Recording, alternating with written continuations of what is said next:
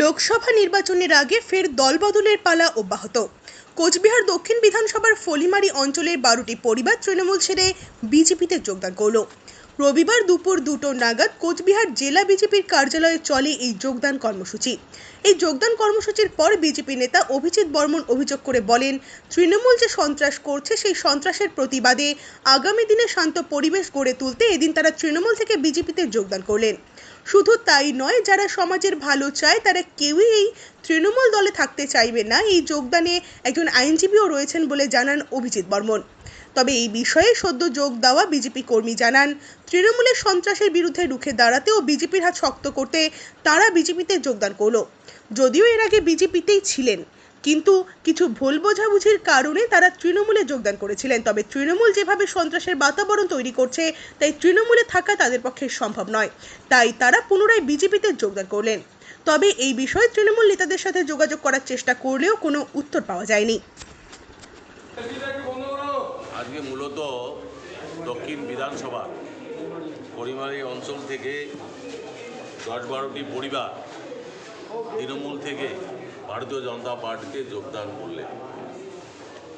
তারা বুঝতে পারছেন যে তৃণমূল যে সন্ত্রাস এবং দুর্নীতি করছে তার বিরুদ্ধেই আজকে অনেক তৃণমূল যারা সমাজের ভালো চায়, লোকের ভালো চায়, দেশের ভালো চায়, তারা আজকে দলে দলে ভারতীয় জনতা পার্টিতে যোগদান করছেন। এখানে একজন অ্যাডভোকেটও আমাদের আছেন, সে অ্যাডভোকেট সহকারে 10-12টি পরিবার আজকে ভারতীয় জনতা পার্টির পতাকার তলে সামিল হলেন।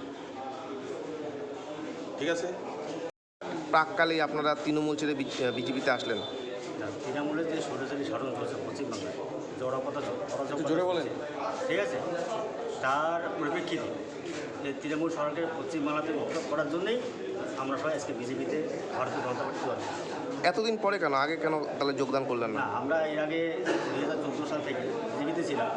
টিএমসি পার্টি ওরা ভুলভাল বুঝে আমাদের সমর্থন করেছিল, ঠিক আছে।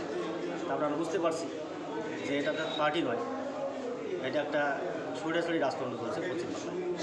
এই জন্য আমরা সবাই এই পশ্চিমবাংলা ভারতীয় জনতা পার্টি প্রতিষ্ঠিত হোক এই কামনে আমরা আজকে যোগদান করি।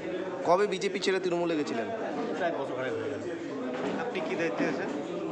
বর্তমান জয়েন করলাম, না টিএমসিতে কি ছিলেন? ছিলাম কোনো দায়িত্ব মানে বিধানসভা ভোটের পরে আপনারা চলে গেছিলেন, না। বিধানসভা ভোটের পরে বিজেপিতে ছিলাম, তারপরে গেছেন? কি নাম? আমার সুদীপ।